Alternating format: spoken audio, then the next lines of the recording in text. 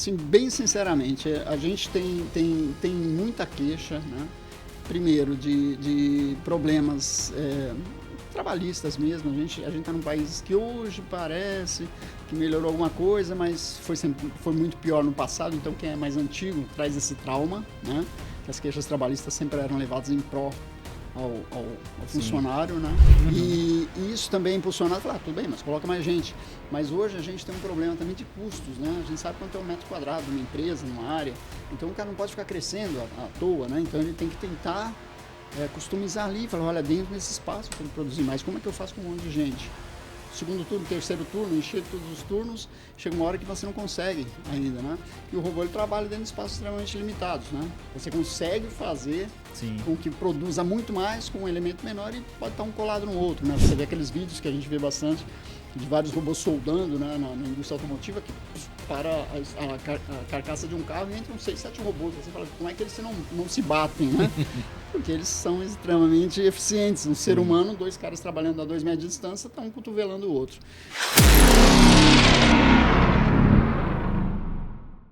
Primeiro é conhecer bem o processo, né? O processo do cliente tem que ser estudado, né, em todos os nuances. Os produtos, né, que vão ser aplicados, o tipo de material, se você está pegando sacos de papelão, a força exigida é uma, se você está pegando caixas de papelão, se ela permite vácuo, você tem que ver se ela tem rugosidade que torne isso um problema. Então, tem estudos que você tem que fazer previamente, lógico que a experiência vai nos dando alguns passos, mas sempre tem que ter esse cuidado, porque você sabe disso, um projeto que começa não tão bem pensado, se começar vai errado, virar um problema enorme no futuro. Ele pode começar certo e terminar errado, mas se ele começar errado, você pode ter certeza que ele vai... 100%. Né? Então, a gente trabalha bastante em cima disso, o estudo, né, em cima do que vai ser aplicado e a garra, né, que acaba nesse exemplo que vocês viram, a garra acaba sendo uma máquina, né? É uma máquina na ponta do robô, ela que faz tudo. Para você ter certeza, essa garra que nós mostramos, ela tem 13 cilindros pneumáticos, 28 sensores indutivos de posição de cilindros, né, de intermediário final, e um sensor ultrassônico. Então, ela praticamente ocupa, né, uma parte do PLC enorme ali, recebendo todas as informações, né? Porque ali é uma máquina trabalhando no robô. O que o robô faz? Leva essa máquina para uma posição e traz para outra. Todo o funcionamento dessa máquina tem que ser muito preciso também. Quando você chega num cliente que vai fazer uma análise, né, da oportunidade, porque normalmente ele não chega com a ideia do que ele sabe o que ele precisa ou o problema que ele tem, e às vezes nem sabe o problema que ele tem, mas como é que você chega para determinar qual é a necessidade, qual é a melhor aplicação, que tipo de robô, que tipo de garra, como é que você faz esse processo de análise aí, de identificar? A análise são duas etapas, né? A análise é uma coisa que tem que ser bem feita, como eu falei, pelo estudo, pela experiência nossa e pelos estudos que o pessoal da engenharia vai fazer. O mais complexo, por incrível que pareça, às vezes convencer o cliente de que o que você está pensando vai dar certo. Né? Por quê? Porque existe um ineditismo, né? Geralmente, sabe, a gente chega no cliente, é o primeiro contato que ele vai ter com o robô na vida é através da gente. Diferente quando você está falando de uma automotiva, que já tem outras linhas funcionando e você está ali... Já está consolidado, né? Já está consolidado. Então, você só vai mostrar um caminho lá mais ou menos óbvio para ele. Quando você está no ineditismo, as pequenas empresas de argamassas, essas que a gente vai...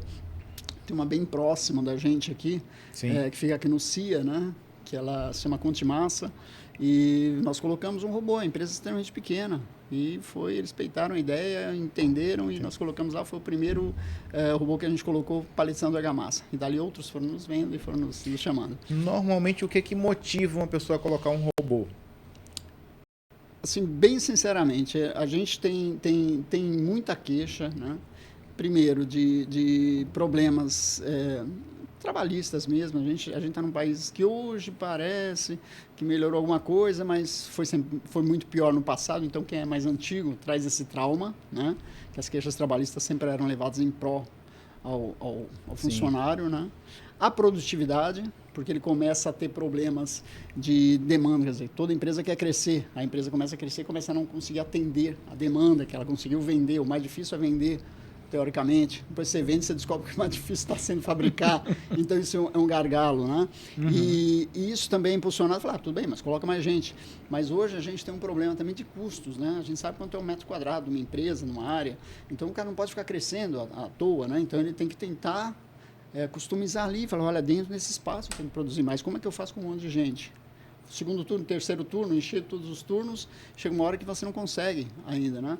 E o robô, ele trabalha dentro de espaços extremamente limitados, né? Você consegue fazer com que produza muito mais com um elemento menor e pode estar um colado no outro, né? Você vê aqueles vídeos que a gente vê bastante de vários robôs soldando, né, na indústria automotiva, que para a carcaça de um carro e entram 6, 7 robôs. Você fala, como é que eles não se batem, né? Porque eles são extremamente eficientes. Um ser humano, 2 caras trabalhando a 2 metros de distância, estão cotovelando o outro. Então, esse é um ponto que a gente normalmente coloca. É o primeiro fator. E o que ele ganha de brinde normalmente? O que ele leva a mais, né? Porque eles vêm pensando nessa questão de problema, então, de reduzir mão de obra, primeiro, mas ele ganha muito mais do que isso depois, né? Reduz mão de obra, que repercute também para atender a produtividade, isso sim, qualidade. Numa operação extremamente simples, que a gente está mostrando ali. Por exemplo, a bateria é uma coisa um pouco mais robusta, mas a bateria envolvia muito mais risco do que problema de qualidade. Porque o cara manipulava uma bateria de 60 quilos, se aquilo escapa e cai no pé do cara, você imagina o problema, né? Sem dizer do problema do Lear, né? Porque o cara tá ali... Mesmo que ele use assim... De dois em dois. Essas baterias maiores têm 2 alcinhas. Eles pegavam de 2 em 2 pessoas. Mas uma operação frenética. Então, isso dá um desgaste muito grande. Então, a questão de ergonomia, de afastamento de funcionários e a qualidade, que é o que se envolvem para coisas mais frágeis. Por exemplo, caixas de água sanitária. O cara chega, a primeira camada do pallet, nem todos têm aquele sistema pantográfico. Muita gente põe o pallet no chão. O cara está fabricando, ele pega as caixas, ele vai colocando no primeira camada, depois segunda, terceira. A primeira, ele não se agacha, até por questões de desgaste mesmo, ele solta ali faltando 40 centímetros para chegar no pallet. Você tem um choque, um impacto. Um saco de argamassa, a mesma coisa. Você tem um impacto. Esse impacto pode dar uma microfissura. Você pode ter uma água de água sanitária, uma garrafa de água sanitária vazando, depois vai para o estoque, põe na posição 3 do estoque, ela começa a vazar e contaminar todas as que estão embaixo. A argamassa, você faz um furo, daqui a pouco vai para o cliente, aquele saco vazando durante todo o processo, então você vai tem contaminando o meio ambiente todo no meio do caminho, no transporte. Você entrega uma caixa para o cliente, que a ponta da caixa está toda amassada. Acho que você já fez isso, né? Pô, tô comprando televisão, vem aqui, vai embalar, tudo bem, tem um isopor, tem tudo dentro, mas você vê a quina da caixa amassada, já te dá uma impressão muito ruim. Então, qualidade, né? A precisão, o carinho que eu botei ali de colocar aquilo muito próximo, de onde ele tem que ser solto e tudo mais, acaba prevalecendo a qualidade dos produtos. Então, você também tem esse ponto que é bastante importante hoje, né? Hoje todo mundo prima por qualidade, né?